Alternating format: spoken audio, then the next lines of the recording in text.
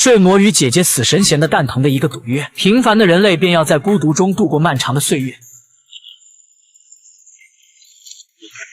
1389年的酒馆里，醉汉吹牛称自己参透了永生的奥秘，而睡魔却蔑视地认为永生会让这些渺小的生物精神崩溃，因为快乐很容易会被忘掉，但那些极致的痛苦将会伴随他们终生。于是死神真的赐予男人永生，并让弟弟睡魔去寻找最终的答案。睡魔把永生的消息告知了罗伯特，并相约在100年之后，他们还在白马酒馆相见。其他人顿时哄堂大笑，唯独罗伯特相信这一切是真的。这不就像我们平时观察蚂蚁的体验吗？转眼来到1489年。罗伯特急切地想知道自己的长生是不是与恶魔做了交易。当得知自己并不会失去什么后，他又想知道睡魔究竟是谁。可睡魔却只想了解他是否有寻死的想法。不过结果竟让睡魔失望了。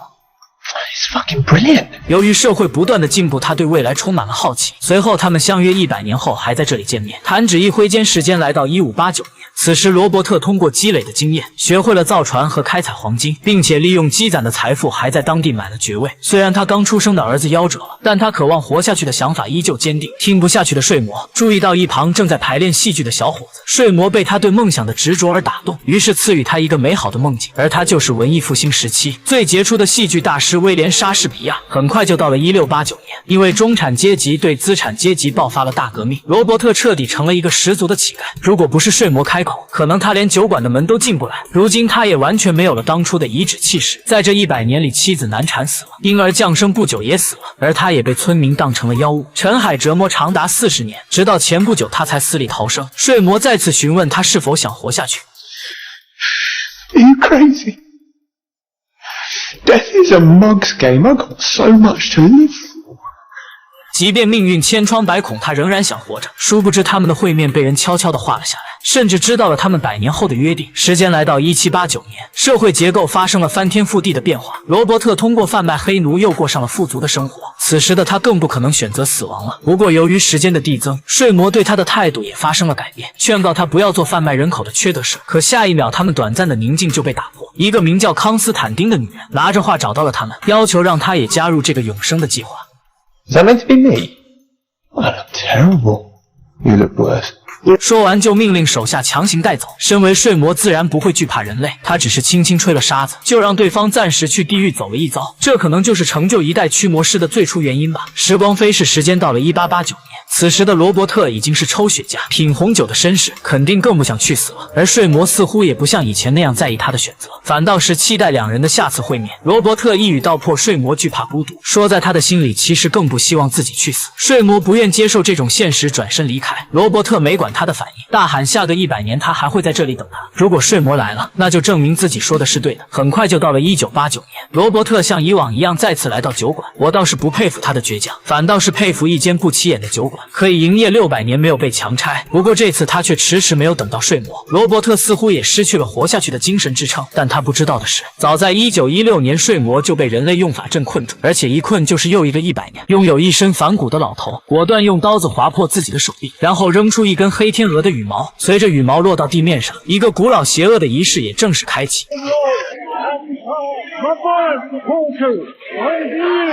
与此同时，叛逃的梦魇在现实中肆意杀戮，无尽睡魔特意来清理门户，而梦魇还妄想颠倒黑白，可睡魔压根就没给他机会，拿出法器势必要击碎逆徒的三魂七魄。关键时刻事态出现了反转，睡魔被一股莫名的力量叫走了。机缘巧合下，他竟被老头的血腥法阵禁锢。其实老头是想控制死神，从而要挟他复活死去的大儿子，但睡魔的到来却让他措手不及。不过他很快就惦记上睡魔的3件神器，可为了保险起见，他让自己亲生的二儿子去拿。3件神器分别是梦想成真的红宝石，可以随意出入他人梦境的沙袋，还有不受外界干扰的头盔。不对啊，睡魔的神器不应该是放屁磨牙8大嘴吗？我想可能是编剧搞错了。由于睡魔突然矿工世界爆发大乱，睡着的人醒不过来，清醒的人又怎么也睡不着。 I just want to sleep. Please. 这时梦魇主动找上了老头，并且告诉他能永久囚禁睡魔的方法，在原有的法阵上再建一个玻璃钢球体，困住睡魔的肉身，然后24小时轮班看守，值班人员绝对不能在睡魔面前睡着。另外就是不能让他拿到这3件神器。临走前，梦魇还不忘提醒老头，不远处树上的乌鸦其实是伴随睡魔的仆人。随后老头下令大肆捕杀庄园附近的活物。二儿子为了证明自己，当着睡魔的面开枪击碎了睡魔最后的希望，但现如今他也只能无尽的忍耐。像话吗？好歹也是个神呀，怎么会被低端局的野怪困住？转眼间10年过去了，老头的家族借助神器的庇护，混得风生水起，甚至老头的相貌还停留在10年前。可即便是这样，他还是渴望能复活自己的大儿子，于是他把罪责都怪到了睡魔的头上，而睡魔依旧面无表情，一言不发。此时小老婆怀了老头的第3个儿子，不过老头竟残忍地让他打掉，因此小老婆失望至极，卷走了睡魔的神器，连夜离开了他。老头气急败坏，拿睡魔撒气。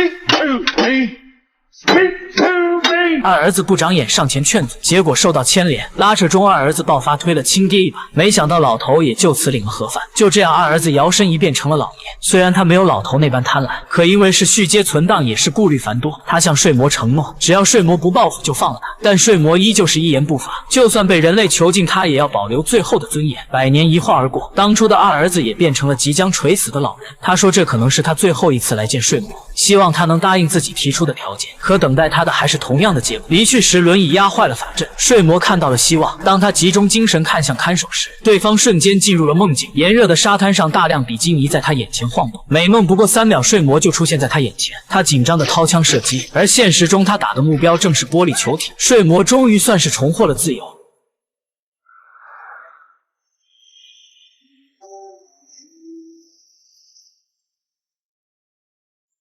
紧接着，睡魔进入梦境，找到了二儿子。作为惩罚，他永远陷入了沉睡。另一边，梦魇也感受到即将大难临头，但他并没有慌张，仿佛一切都在他的计划之中。穿上衣服的睡魔回到了梦之王国，昔日宏伟的宫殿，如今也因他长期的失踪变成了废墟。曾经的仆人也几乎走光，只剩下陆茜安一人还在坚守。更可悲的是，失去神器的睡魔虚弱无比，就连修复宫殿都做不到。他必须尽快找到散落人间的神器才行。于是，睡魔准备去求助3位一体女神，可他们非常贪婪，从来都是无利不起早。睡魔需要吸取最后一个由他创造的幼龙，恢复一些法力，才能穿越梦境准备礼物。100年来，幼龙一直由奔波霸和霸波奔2个精灵抚养，他们对睡魔失去了信心，不愿让幼龙白白牺牲做充能电池。随后，睡魔把选择权交给了幼龙，虽然幼龙年龄尚小，但他却没有胆怯，甘愿付出生命。就这样，他把微弱的法力还给了睡魔。睡魔离开时，奔波霸像以往一样欢送，霸波奔把他当成了马屁精，气得他一叉子扎死了自己的兄弟。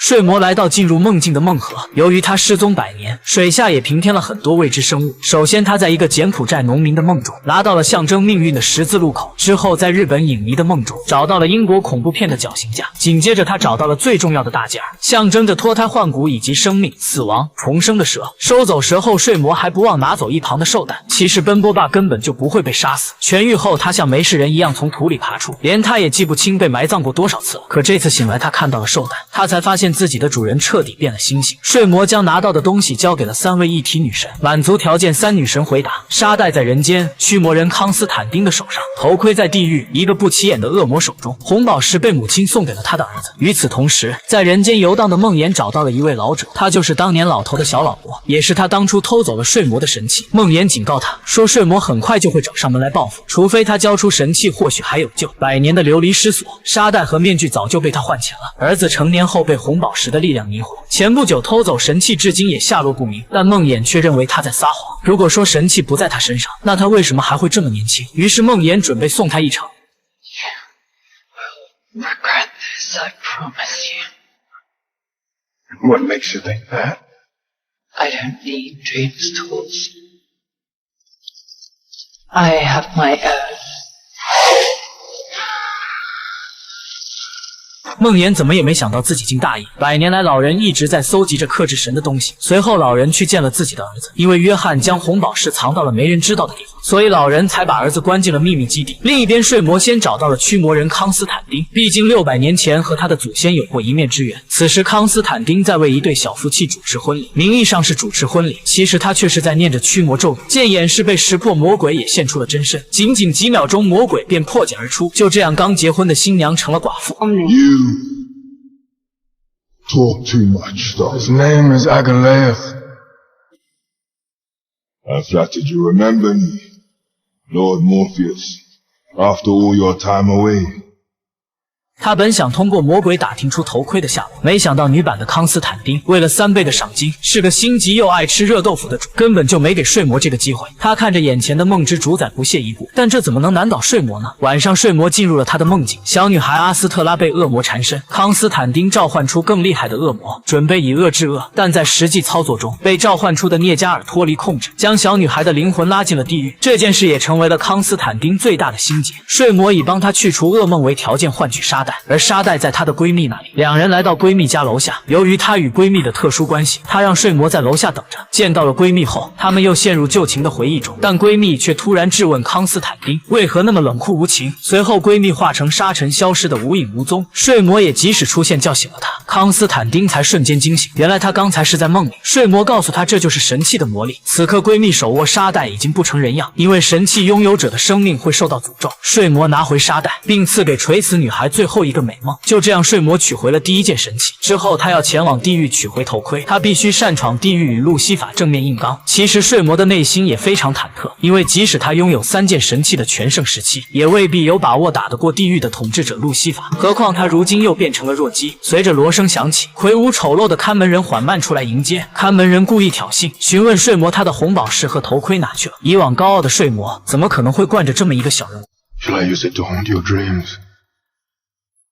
And your waking hours too? Or will you open the gates of hell and let us through? 嘴炮讨不到便宜，看门人只好乖乖带路，跟随睡魔来的渡鸦惊叹地狱的环境。其实地狱的季节是根据路西法的心情而定，就连这里唯一的植物也是寄生在人的体内才能生长。走了一段时间，睡魔突然觉得这条路并不是去主殿的方向。他知道恶魔无论做什么坏事都不缺动机。此刻一个熟悉的声音回响在耳边 It is you. 她是首批人类部落的女首领，曾经她与睡魔的上一世是恋人关系，因为纳达的背叛，才被睡魔惩罚送到了这里。眼下只要睡魔原谅她，纳达就可以重获自由。可即使1万年过去了，睡魔还是解不开这个心结。还没见到路西法，他就收到了对方的下马威。不知走了多久，终于看到路西法的宫殿。高耸威严的宫殿蕴含着极大的压迫感，满是容颜的殿门更是让人不寒而栗。开门时涌出的血水，仿佛是为睡魔的到来铺的红毯。而他就是地狱之王路西法。别小看这个女人，她可是极具野心的。早在很久以前，她就提出与睡魔结盟，合力统治人间与天国，可被睡魔拒绝了。如今睡魔被凡人囚禁，丢了神器，沦为了丧家之犬，但他依旧拒绝了路西法的邀请。伪善的路西法表面和善，明知道睡魔的来意还要装傻，称自己不知道镇国头盔的下落，甚至叫出数万小弟让睡魔逐一去问。不过这根本就难不倒睡魔。只见他拿出刚找到的神器沙袋，然后将沙子倒在地上，紧接着偷取头盔的魔鬼就被传送到大殿。魔鬼认为头盔是他用真金白银换回来的，所以他理当属于自己。谁让睡魔当时没能力留住神器呢？要想拿回神器，就要下战书，赢了便归还头盔，如果输了，睡魔必须永生成为地狱的奴隶。 Very well. 听到睡魔同意迎战，路西法也露出得逞的笑容。按照地狱的规矩，决斗可以自己参战，也可以委托他人代替。毫无疑问，睡魔只能自己上阵。狡猾的魔鬼却选了地狱的最强者路西法，似乎这一切是路西法早就事先安排好的。听到这个消息，整个地狱都欢呼雀跃起来。路西法没有趁人之危，他选用了精神力与意念的争斗。首先，路西法以言化形把自己比喻成恶狼，跟踪猎物是致命的掠夺者。轮到睡魔，他化作捕猎者，搭箭变射，专门压制恶狼。随着恶狼被击杀，路西法香臀部位也出现伤口，这样的小伤对于神来说不算什么。之后，路西法化作毒蛇，毒死猎人骑的马。现实中，睡魔也马上身中剧毒。睡魔强撑着唤出老鹰克制毒蛇，同时路西法的脸上出现3道抓痕。气急的路西法幻化空气中的细菌，转眼间就令老鹰死去。这一次几乎抹掉了睡魔的半管血。睡魔撑着微弱的气息说出他是世界，开天辟地孕育生命的世界。路西法立刻想到至圣之物，它是一颗毁天灭地的星星，能够一瞬间摧毁世界上的一切。此刻睡魔被瞬间烧成焦炭，奄奄一息，但他用最后一口气化作宇宙，包容万物，可以接纳一切生命。 I am anti-life, beast of judgment, the dark, at the end of everything. 反生命没有天敌，睡魔的脸色变得干枯，再也无法站起来，连话也说不出口了。睡魔的仁慈和软弱，注定他不可能全身而退地离开地狱。可即便是这样，他还是强撑着说出了最后的绝招。 Hope 那便是希望。你可以杀死千万生命，但你却不能泯灭一份希望。路西法输了，他让恶魔归还头盔。如今睡魔还差最后一件神器，他的红宝石。这东西还在一个凡人手里，只是前面的路远比以往还要坎坷。老人摘下带有诅咒的项链赠予儿子，其实他不是在谋害儿子，反倒是在拯救他。随着约翰接过项链，母亲也瞬间又老了几十岁。Take it, man. It's too late now, love. No. 原来在100年前，老人趁睡魔被囚禁，偷走了睡魔的圣物之一红宝石。儿子长大后被圣物迷失心智，又在他这偷走了红宝石。如今睡魔重获新生，必定会来报复。母亲想用自己的护身符交换，劝儿子交出圣物保住小命。不过仅仅几秒钟，母亲便干枯老死。保镖进来误以为是约翰弑母，第一反应举枪对准了他。You don't want to point that gun at me, I promise you. Security requesting backup. You'll only be hurting yourself. I'm sorry. 子弹被护身符反弹，保镖的血肉和骨骼都被完美分解，最后变成了飞溅的血沫。就这样，约翰迈着六亲不认的步伐，轻松离开关押了他30年的大楼。但凡是他经过的地方，都是无一例外的血肉模糊。多年未经世事，约翰像个走出黑暗重见光明的孩子，差点被疾驰的车辆撞倒。司机见他精神萎靡，愿意送他回家，殊不知司机会为他的决定悔恨终生。与此同时，睡魔通过其他2件圣物感应到了红宝石现在的位置，立刻传送到一间废旧的仓库。其实这就是约翰当年藏圣物的地方。可睡魔不知道的是，自从红宝石被改属性，他只认约翰为他的主人。 Something's wrong. Someone's ultimate. 此刻，睡魔隐约看到一只手拿走了红宝石，而他却无能为力，只能眼睁睁地看着自己的东西被别人拿走。其实拿走红宝石的人就是约翰。刚出门，他就将母亲的护身符转赠给了送他来的司机，这也明确了约翰要与睡魔为敌的想法。然而，红宝石的能力是让持有者梦想成真。从小，约翰就生活在母亲的平凡谎言之中，于是他用红宝石让身边的人说真话。可事实却是截然相反，当谎言被揭穿，人性便开始扭曲，那些如火花般的欲念被点燃，原本纯洁的关系变得可悲而复杂，微弱的好感也迅速升级为纠缠不清的孽缘。过往隐藏的伤痕被揭开，人性中被压抑的黑暗面也被揭露无遗。世界上最美好的关系，也可能瞬间变成最丑恶的敌人。人们开始毫不留情地攻击身边的人。关键时刻，睡魔终于赶到了餐厅，他说出红宝石的真正用途和世人隐藏在谎言背后的梦想。约翰接受不了心理偏执的事实，更不想归还红宝石，甚至他还想取代睡魔成为梦之主宰。一瞬间，约翰进入了梦境。睡魔先是让他看见自己最深的梦魇，那是他对母亲的渴望，以及多年来他对母亲的恐惧。 You're such a baby, Johnny. Johnny, you have to go to sleep. Your father was right. I never should have had you. 但约翰用红宝石打破了这个梦，他闯入睡魔的梦之国度，利用红宝石焚烧这里所有的梦境记录。睡魔现身阻止，却被约翰用红宝石吸取力量牢牢压制。只需片刻，睡魔的法力就被约翰全部夺走。然而在一切结束之后，约翰却在睡魔的手掌上醒来。原来刚刚他对红宝石的滥用，让睡魔曾经注入其中的法力全部爆裂四散，如今反倒回了睡魔的体内。不过睡魔没有弄死约翰，而是把他送回了他住了30年的精神病院。虽然睡魔找回了他的3件圣物，重建了梦之国度以及人类世界，但真正的暗流涌动才刚刚开始。隐藏千年的梦之漩涡，正在幕后之人的有意推动下渐渐浮出水面。一个黑人女孩，竟在入睡后闯进了睡魔的梦之国度。万年内，她是第一个闯入的凡人。睡魔彻底蒙圈了，心想我整天还偷窥别人的隐私呢，现在自己都被偷家了。 What is this place? You're in the dreaming. And I should like to know how it is you found me.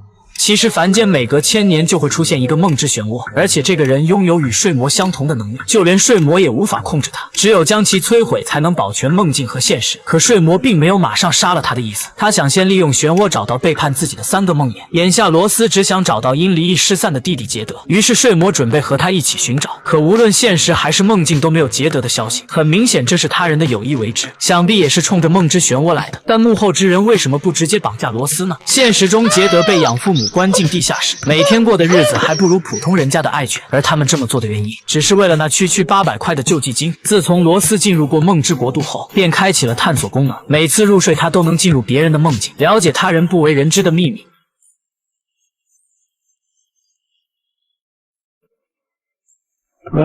别看他刚刚掌握这项技能，但梦境与梦境之间的穿梭却非常丝滑。在邻居的梦境里，罗斯看到了睡魔，看到他的出现，睡魔也不免有些尴尬。为了尽快了结此事，睡魔教会他根据记忆寻找弟弟。很快，罗斯就看到儿时的老房子，这证明他们已经进入了弟弟的梦里。同时，这一幕也出现在监控屏幕上，他就是叛逃的梦魇之一高特。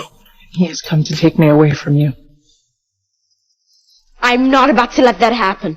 看到有人入侵，杰德立刻化身超人去平视，这就对了。现实中杰德被人圈养，梦中又被人蒙蔽，难怪一直找不到他的消息。罗斯认出弟弟，马上询问他养父母的住址，只是永远包不住火的。高特也变回真实面目拜见他的主人。原来高特并不是背叛睡魔，他只是不忍心看到杰德小年纪就经历灰色的童年，所以才给孩子编织了个有安全感的美梦。可他毕竟是违反了睡魔定下的规则，必须要得到相应的惩罚。清醒的罗斯火速赶去接弟弟回家，等他赶到才发现这里已经被警察团包围，养父养母全部被杀。不过幸好的是没发现弟弟的尸体，但不幸的是杰德被梦魇克里斯给接走了，他可是个纯的噩梦。而另一个危机也在等待着罗斯。女人在梦中遇到了死去的老公，研究过昆字的写法后，她的肚子在肉眼可见的速度增长。更诡异的是，睡醒后她发现自己竟真的怀孕，她把这个消息告诉了闺蜜罗斯。 Oh my god. What is happening to us? 可罗斯知道，是因为自己寻找弟弟，频繁穿越梦境，削弱了梦境与现实之间的屏障，这可能就是梦之漩涡带来的隐患吧。不过他可没心思管这些，因为他刚得知弟弟被好心人所救，眼下他要立刻去相认，但他却不知，好心人便是叛逃的梦魇柯林斯。出门前，热心肠的邻居愿意开车送他，由于老人平时和善，罗斯没有丝毫犹豫就同意了。途中不知是老人太过唠叨，还是他要见到弟弟心情放松，罗斯竟在车上睡着了。于是他再次进入了闺蜜的梦境，但这次却发生了意外，梦之国度产生剧烈的震动。梦境真正的掌管者睡魔也猜出这一切是罗斯闯的祸，卧榻之上岂容他人酣睡。睡魔通过震源早他们一步找到了女人的老公，并当着他们的面单手一挥收走了丈夫的鬼魂。闺蜜的美梦彻底破碎了。至于孩子是在梦境里孕育的，那自然属于睡魔。等孩子降生，他会降临带走婴儿。还没等罗斯张嘴，睡魔便返回了梦之国度。哪曾想罗斯竟气冲冲地找上门来。虽然这已经是他第二次闯入，但睡魔还是非常的惊讶。即使这一切都是罗斯导致的，可他还是愤怒地质问睡魔 You said that a vortex can create universes? Or destroy them? So I suggest you leave my universe the fuck alone. This dream is over. 这也太讽刺了，梦的掌控者竟然被人赶出了梦境。清醒后的罗斯也赶到弟弟所在的酒店，一同跟来的大叔发现酒店聚集了大量的邪教徒。随后他又看到了柯林斯，他马上意识到要有大事发生。原来老头也是梦之国度的梦魇，又名提琴手之绿地。他特意回来告诉睡魔，柯林斯在现实社会建立了邪教，其目的应该是与罗斯联合推翻你。与此同时，罗斯的弟弟不小心撞见柯林斯杀人，吓得他立刻转身就跑。 This one's mine. 杰德刚跑出来就迎面撞上胖子男，殊不知他也是邪教的骨干之一。恰好这时罗斯赶来与弟弟相认，好不容易挣脱后，两人拼命逃离魔掌，结果还不幸跑进了死胡同，急切地转动着门锁却打不开。眼看胖子男就要对他们下手，剧情出现了逆转。 Don't worry. You're safe with me. 其实柯林斯想与罗斯达成协议，让他彻底释放梦之漩涡，将现实与梦境相融合，这样就可以打败睡魔。罗斯清楚地知道睡魔迟早会杀了自己，于是便答应与柯林斯结盟。紧接着柯林斯召集所有信徒，在他的催眠下，众人的意识都同时进入了罗斯的梦境中，只需一瞬间，梦境就成了罪恶展示博览会。关键时刻，睡魔试图阻止柯林斯，可现实往往比想象更残酷，凡间的匕首竟能刺伤睡魔。原来睡魔的法力逐渐被梦之漩涡吞噬。 用不了多久，罗斯将取代他成为新一代睡魔。之后，两人都前往罗斯的梦中。柯林斯不断蛊惑罗斯，让他尽快将更多的人拉进梦里。睡魔提醒他，如果继续下去，很快地球就会坍塌，全宇宙的生命体也都会消失。 Don't believe him, Rosie. I'm trying to keep your world alive. You have to choose one. No. 尽管会牺牲自己的生命，但罗斯最后还是选择站在睡魔的这边。一瞬间，大家回到现实，睡魔的伤口也在迅速愈合。见大势已去，柯林斯也不再做无谓的抵抗，睡魔将他化作了尘埃。清醒过来的罗斯立刻带着弟弟离开。不过这事儿迟早是要解决的，总不能以后不睡觉了吧？晚上，罗斯尽量克制自己，别进入他人的梦境。可事实却往往不随人愿，不但进入他人的梦中，并且还把所有他认识的人都拉到了一起。朋友亲人之间再无秘密可言，就连男朋友精神出轨也被当场抓包，太尴尬了。随着人数增加，梦境突然出现巨大的漩涡，漩涡上下呼应越来越大。罗斯劝大家只是个梦而已，不会怎么样的。下一秒就有人被卷入漩涡不知死活。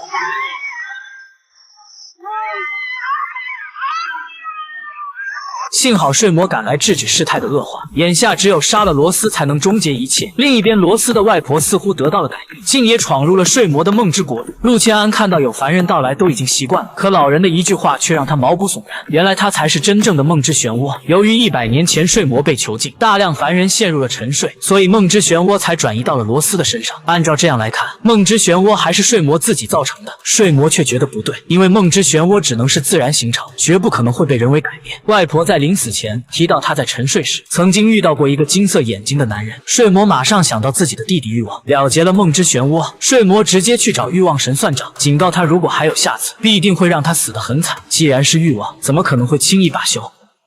Next time, I'll draw blood. 而之前因为镇魔头盔，睡魔得罪了路西法，因此整个地狱都在蠢蠢欲动。想必下一季路西法会与欲望联合对付睡魔，而睡魔会选择与驱魔人康斯坦丁结伴而行。